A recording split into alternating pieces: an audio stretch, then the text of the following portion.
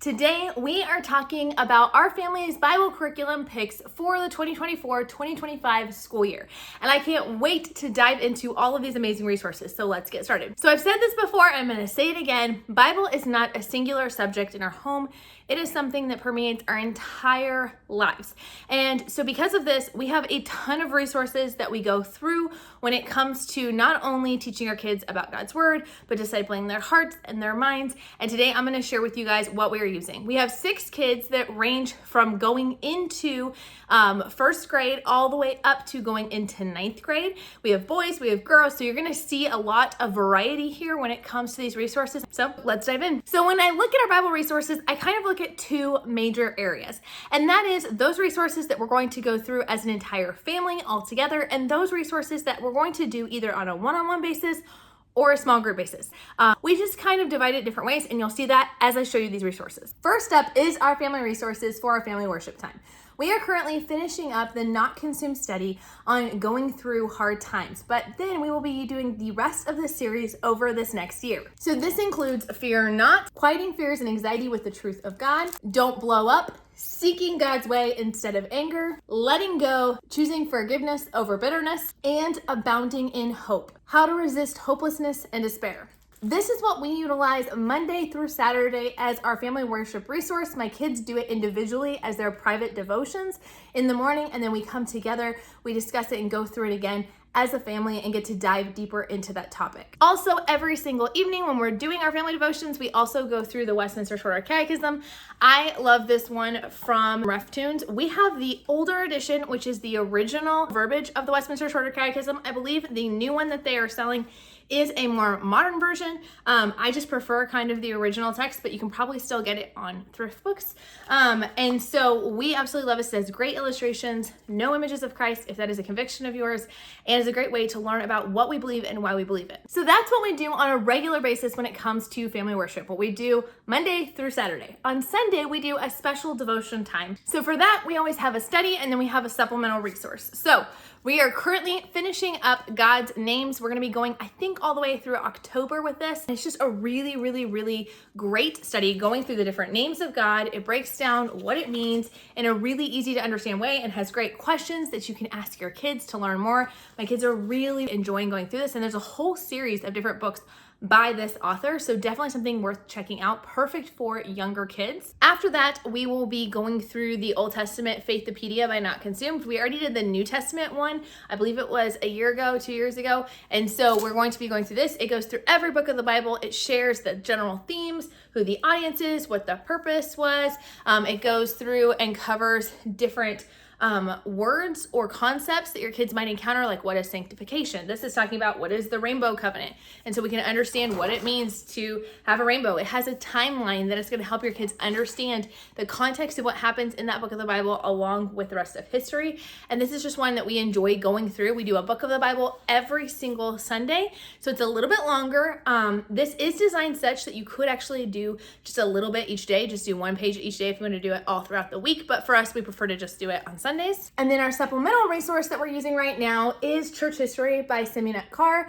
This one is fantastic. I literally cannot recommend it enough. We started it at the beginning of the summer and we'll continue going on throughout the year. We read about 4 pages in it every Sunday, but we can obviously shorten it or extend it if we want to, depending on the time. I know it looks kind of textbook-like, but it reads very, very, very story-like. It has lots of pictures, lots of fun stories inside of it, and tells a lot about church history in a way that kids can understand. And this one is designed for ages 9 and up, although my younger ones are having no problem keeping up and following along. So that's all of our group resources. For our one-on-one or our small group settings, we have got a lot of different resources, so I'm just going to jump into those. We are going to go back through the books, Growing Up God's Way for girls, and then there's also Growing Up God's Way for boys.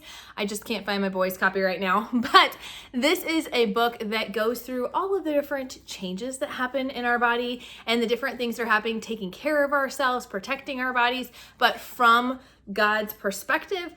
This is really, really well done, very conversational. I went through it already with our girls and with my husband went through it with our boys several years ago, but it's been a while and we feel like it's time to kind of refresh and re-go through those topics. Our plan right now is our two boys are in the same grade, so they will go through it together with dad. That way they can go more in depth. I will probably go through this one. I'm debating. I'm either going to go through it with my oldest daughter alone and then do the younger three together, or I might do all four of them together and then just do like pullouts for my oldest daughter. So either way, great one. If you want to check it out, I have a video that describes more and shows you inside what this one looks like. And I'll put that down in the description. So our family started a tradition years ago called Between Us Time. And this is a time where we break off into groups. And so right now it's the older kids, the middle schooler and high schoolers go off together, and then the younger three come with me.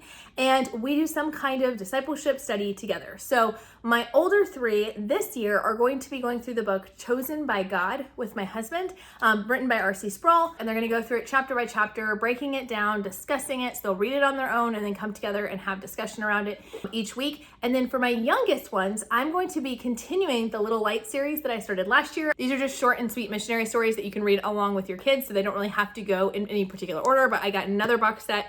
So we'll read through one of those books each week. And then we will also be going through more of the Good News for Little Hearts books. I love these from New Growth Press. They have a bunch of these books on a lot of different topics. They're story format, but teach really good biblical truths. And so I've got several already that we're gonna go back through because it's been a while since we've gone through them. And then also they're gonna be coming out with some new ones this year that I'm excited to go through as well. So we'll pick one of these each week. We'll read through it and kind of discuss, look up some verses on it. And so it'll be a great time of discipleship at their age level. For my middle schooler and high schoolers, they're going to be going through and doing church history this year. So I'm going to have them read through this entire book series. This is the Risen Hope book series. They just added the 5th book to the series, and that completes the series. It takes you from church history from the earliest time of church history all the way up to 2023. So it's a great overview of looking at what God's been doing in his church and his faithfulness. The chapters are pretty short and sweet, but the information is so incredibly valuable. So the plan right now is to have them read through this entire series over the year, and then we will just pick different points to discuss some of those. We might switch it up and I might read it with them in the afternoons and do it more read aloud style. I haven't decided completely, but I do know they're going to be going through all 5 of these books. And then we are also going through New Morning Mercies for teens in the mornings. I'm currently doing it even during our summer school. It is a devotional, which we do not use to replace reading God's word. I never recommend using devotionals in that way. But this is sort of in addition to their personal quiet time, in addition to our family worship.